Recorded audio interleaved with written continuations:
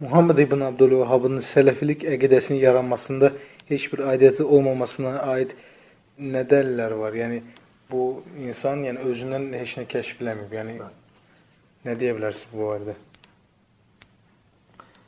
Deməli, ümumiyyətlə bugün Azərbaycan cəmiyyətində və başqa ölkələrdə də belə bir fikir ortada gəzir ki, və bu fikri də cahillər arasında yayırlar ki, güya ki, sələfiliyin banisi Muhammed İbn Abdülvahhabdır.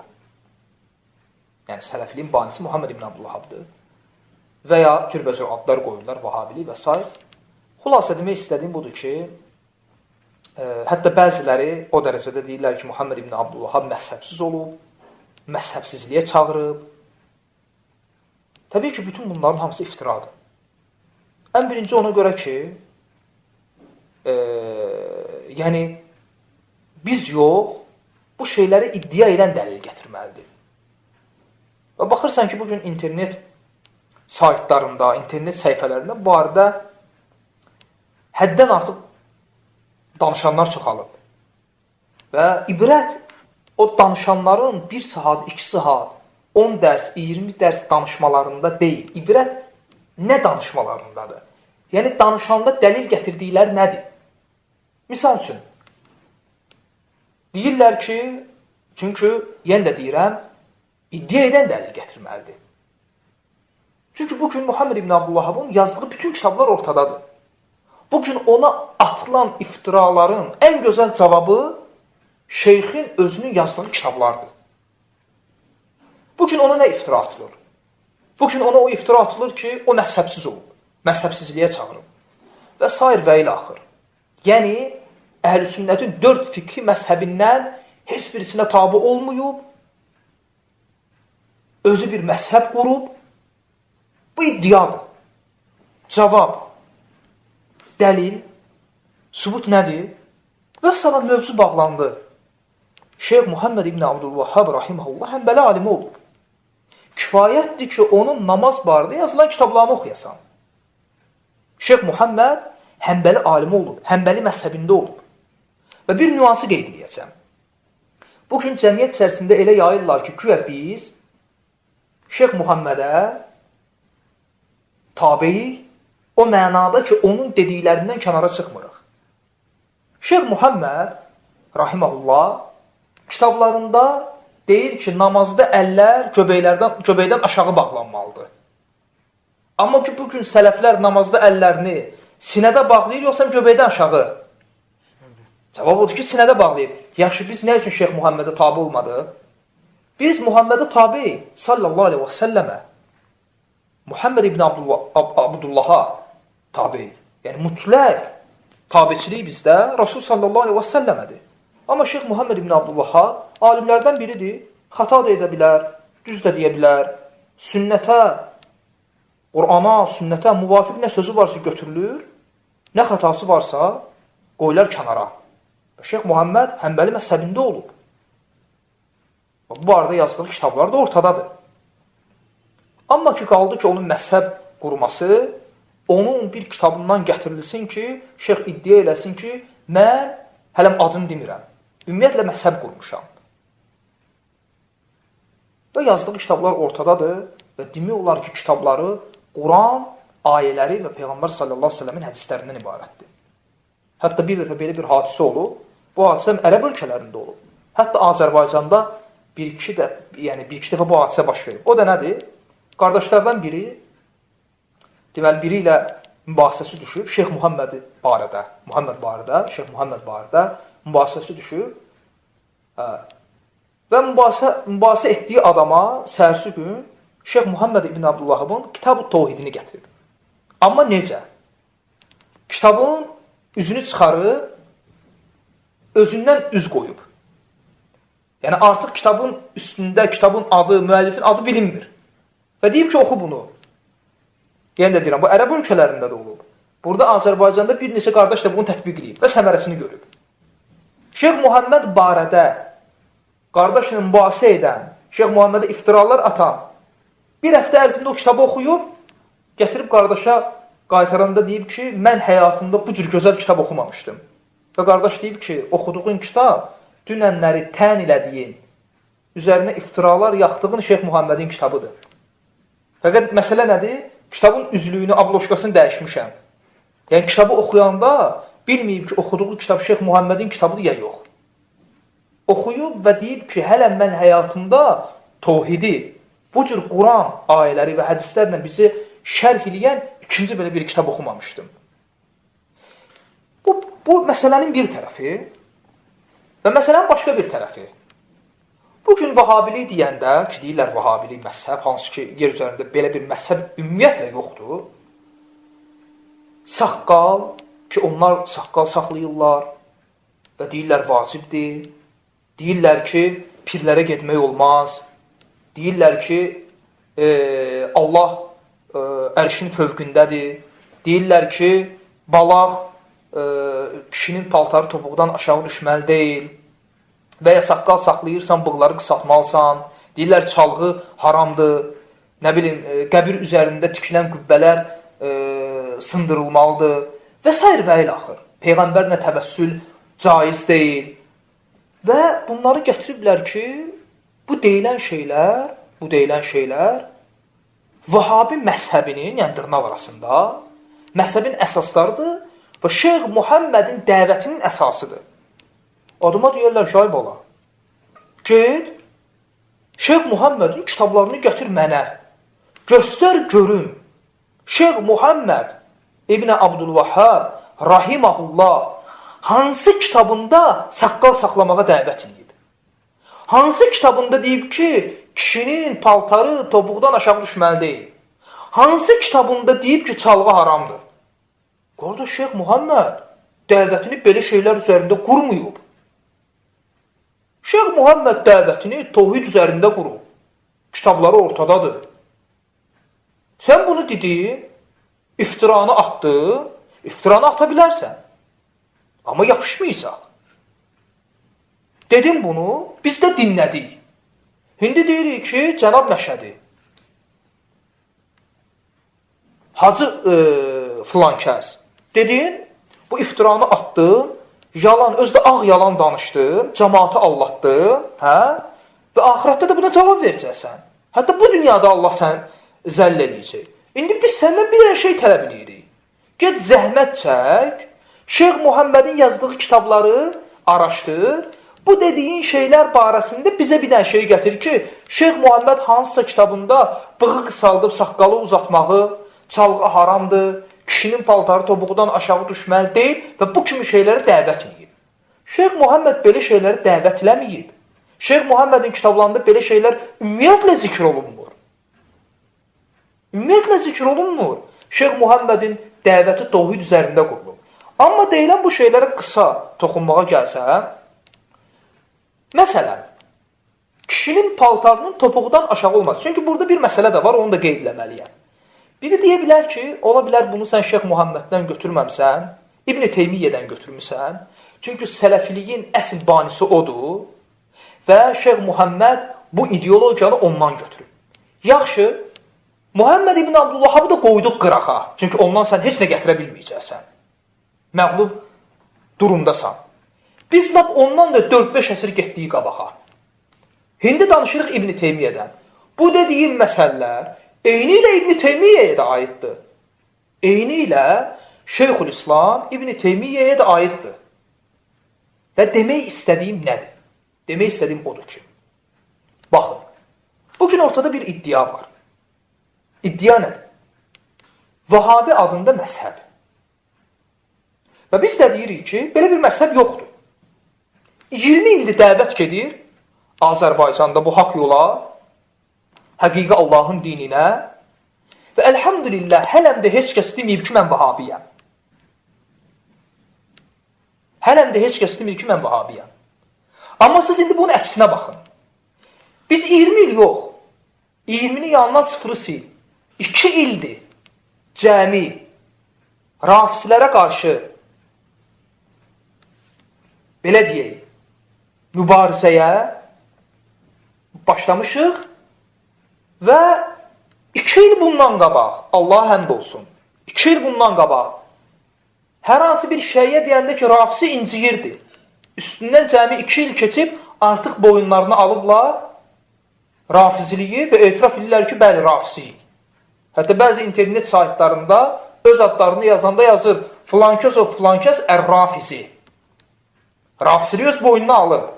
Amma indiyənəcən 20 ildir dəvət gedir. Kim çıxıb deyib ki, mən Vahabiyəm? Belə də baxanda pis ad deyil. Allah Subhanahu Taala'nın 99 adından biridir. Əl-Vahhab. İnnəkə əntəl-Vahhab.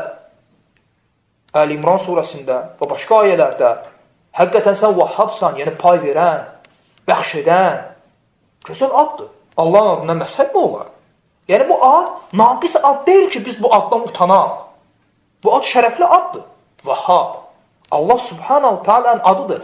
Bu elə onların naqisliyi və sünnət əhlinin şərəfidir ki, onlar özləri də bilmədən bizi Allah Subhanahu Taala'nın adı ilə adlandırıblar. Baxmaq ki, biz yenə də deyirik, belə adda məzhəb yoxdur. Belə adda məzhəb yoxdur, bu əhlüs-sünnə vəl-cəmanın özüdür. İndi gələk bunun sübutuna, isbatına. Qısa və konkret. Kim iddia edirsə ki, Vahabi adında müstəqil məzhəb var və bu əhl-sünnət məzhəbindən, yəni Şafi, Maliki, Hənəfi, Həmbəli, əhl-sünnət məzhəbindən kənar, müstəqil, ayrı bir məzhəbdir, onda bu iddiasını sübut eləsin. Necə? Necə? Desin ki, İbn-i Teymiyyə və ya Muhammed İbn Abdülvahhab deyib ki, bığları qısaldın, saqqalı uzadın və ya kişinin paltarı topuqdan aşağı düşməsi haramdır və ya çalğı haramdır və ya Allahdan qeyrisinə dua etmək şirkdir və ya qəbirlər üzərində türbə tikmək olmaz və s. və ilə axır. Bu deyilən mövzular. Şeyx Muhammed bunu deyib, İbn-i Teymiyyə rahmanullah bunu deyib və 4 məzhəb imamından biri bunu deməyib. Sən bunu mənə gətir, mən deyim ki, hə. Mən deyim ki, bəli, Şeyx Muhammed yeni bir şey gətirib. Sən bunu yalnız bu yolla sübut edə bilərsən. Sən gətir ki, bax, Abu Hanifə rahiməhullah və Hənəfi alimləri, İmam Şafi rahiməhullah və Şafi alimləri, İmam Əhməd rahiməhullah və Həmbəli alimləri, İmam Məlik rahiməhullah və Məliki alimləri, Əhl-i-Sünnə vəl-Cəmanın alimləri, Şeyx Muhammed İbn Abdülvahhabacan və ondan da qabağa gedirən İbn-i Teymiyyəyəcən onun dediklərini deməyiblər və İbn-i Teymiyyə gəlib, Muhammed İbn Abdülvahhab gəlib, özündən qabaq Əhl-i-Sünnət alimlərinin demədiyi bir məsələni deyib. Vallahi, billahi və tallahi, 3 anda Allaha and içirəm. Öz adımdan mən Əbu Zeyd and içirəm Allaha. Bir dənə, baxın, 10 dənə demirəm. Bir dənə belə bir misal gətirən olsa, mən deyəcəm ki, bəli, bu Vahabilik adında bir məzhəbdir. Bir dənə misal. Bir dənə misal gətirir, sən nə gətirəcəksən? Gətirəcəksən ki, İbn-i Teymiyyə deyib ki, çalğı halal, haramdır. Əhl-i-Sünnə vəl-Cəma icma edib çalğın haram olmasında. Əhl-i-Sünnə vəl-Cəma icma edib çalğının haram olmasında. Sən deyəcəksən ki, İbn-i Teymiyyə və ya Şeyx Muhammed İbn Abdülvahhab deyib ki, Allah səmadadır, ərşinin fövqündədir. Əhl-i-Sünnə vəl-Cəma bunda icma edib. Abu Hanifə, Şafi, Məlik, Əhməd 4'ü də bunu deyib. Bütün əhl-i-sünnət alimlər bunda icma edib. Sən deyəcəksən, saqqalı uzatmaq, bığı qısaltmaq, aha bu vahabiliyin simvoldur və ya paltarın topuqdan aşağı olmasın. Çox uzağa getmirəm. Çox uzağa getmirəm. İmam Nəvəvi. İmam Nəvəvi. İmam Nəvəvi İbn-i Teymiyyədən də qabaq yaşayıb. İmam Nəvəvi sağ olanda İbn-i Teymiyyə uşaq idi. Hələ mən Muhammed İbn Abdülvahhabdan danışmıram. O ondan da 500-600 yıl sonra gəlib. İmam Nəvəvi Müslimin şərhində deyir ki, əhl-i sünnət alimləri icma edib ki, kişinin paltarı topuqdan aşağı düşə bilməz. Nəvəvi Müslimin şərhində icma nəql edir. İbn-i Teymiyyədən də qabaq yaşayıb. Və ya İmam Zəhəbi Şafi alimidir. Heç Həmbəli də deyil. Kitabı var Əl-Kəbair. Böyük günahlar. 70-dən çox böyük günahı gətirir orada. Bölümlər açır. Məsələn, birinci günah, Allaha şərik qoşmaq. O barədə olan ayə və hədislər. Məsələn, ikinci günah, tutaq ki, zina etmək. O barədə olan ayə və hədislər. İmam Zəhəbi, Şafi alimi, həmin kitabında müstəqil bir bölüm açır. Kişinin paltarının topuqdan aşağı olması barədə ki, bu İslamda böyük günahlardandır. Şeyx Muhammed ibn Abdülvahhabdan təxmini 400 il, yəni 4-5 əsr qabaq yaşayıb bu alim. Yəni də deyirəm, İmam Nəvəvi İbn Teymiyədən də qabaq yaşayıb. Muslimin şərhində Qadi İyaddan, rahiməhullah, bu barədən icma nəql edir. Həmin alimdən bu barədə icma nəql edir ki, Əhl-i-Sünnə alimləri icma edib ki, kişinin paltarının topuqdan aşağı düşməsi haramdır. Hələ mən bunu demirəm ki, bu hədislər İmam Nəvəvi nədir, Zəhəbi nədir? Onlardan da 4-5 əsr qabaq Buxarinin səhihində, Muslimin səhihində bütün hədis kitablarında qeyd olunur. Sən bütün bunları qoy qırağa. Hicrətin 3-cü əsrində yaşamış Tirmizinin kitabı var. Şəmail Muhammədiyyə. Peyğəmbər sallallahu aleyhi və səlləmin görünüşü ilə əlaqəli olan kitabdır. Gedin, baxın, orada İmam Tirmizi Peyğəmbərin saqqalı ilə əlaqəli, Peyğəmbər sallallahu aleyhi və səlləmin paltarının topuqdan aşağı düşməməsi ilə əlaqəli nə qədər hədislər gətirir ki, bu Peyğəmbərin şəmaili idi. Bu Peyğəmbər sallallahu aleyhi və səlləmin görünüşü idi. Onda elə çıxır ki, rafislərin özlərinin iddia elədikləri 12 imam hamısı Vəhabi olur. Bir nəfər cahil görəsən, hər hansı bir peyğəmbəri, hər hansı bir imamı, hər hansı bir sahabəni saqqalsız təsəvvür edə bilirmi? Saqqalsız təsəvvür edə bilirmi? Sən deyə bilərsən ki, saqqalda hədd. Kim qoyub o həddi? Baxın, bugün şiənin alimlərinə Xomeynisi, Xoyisi, Sistanisi, Ləngəranisi, Cavad Təbrizisi, kimi deyirsən dinən? Heç saqqallarına qayçına da əl deymirlər. Yəni, ən azından zahirən şəkillərinə baxanda bu görünür ki, insanlar saqqalının üstündən götürülmür. Başa düşmürəm, şəriətin bu hökmü onlara aiddir, sizə yox. Yəni, mən demək istəyirəm ki, bəsdirin, bu avam cəmaatı Allahdır, sabah o ayılacaq, sən özünə qarşı çıxacaq. Yəni, saqqaldır, paltarın topuqdan aşağı olmamasıdır. Bütün bunların hamısı Şiə məzhəbində də var. Heç nə demirəm. Azərbaycan dilinə tərcümə də olunub. Molla Baqir Məclisi, Alləmə Məclisi, Şiə məzhəbin ən böyük 8 alimindən biridir. Kitabı var. Hilyətül Muttaqin. Azərbaycan dilinə tərcümə olunub. Gedin o kitabı oxuyun. Görün İmam Zeynul Abidinlə və başqa imamlardan nə qədər hədislər nəql olunub Şiə kitablarından. Bığlar elə götürülməlidir ki, dərinin ağlığı görünməlidir. Nə qədər hədislər gəlib, bığlarınızı qısaldın ey müsəlmanlar, saqqalınızı uzadın. Nə qədər hədislər gəlib Şiə kitablarında paltarın topuqdan aşağı düşməsinin haram olması barəsində. Hilyətin Muttaqin kitabı. Gedin, oxuyun. Yəni, məgər bu hədislər sizdə də var.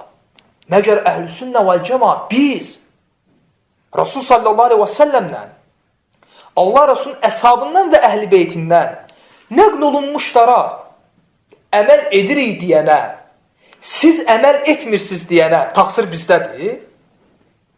Biz demirik bizdə olana. Biz deyirik ki, gedin, özünüzdə olana əməl edin. Yəni, demək istədiyim nədir? Yəni də təkrarlayıram. Bir nəfər istəyirəm, bir nəfər. Boş-boş danışıqlar lazım deyil. Buradan deyirəm, bir nəfər adam istəyirəm çıxsın ortaya və desin ki, Şeyx Muhammed İbni Abdülvahhab və Şeyxülislam İbni Teymiyyə rahiməhullah elə bir şey deyib ki, heç bir əsası olmadan və ondan qabaq bunu deyən bir əhl-i-sünnət alimi olmayıb. Bir adam istəyirəm, buna dair bir dənə misal gətirsin. Dünyanı şərqindən qərbinəcən dolana dediyim şeyə dair bir dənə misal gətirə bilməz. Bu misalı gətirə bilməkdən acizsənsə, onda dilini saxla, Vahabi, nə bilim nə, bu iftiralara son qoy. Çünki həm bu dünyada, həm də axirətdə Allah subhanahu ta'ala danışdığın ağ yalanlara görə səni rəzil edər.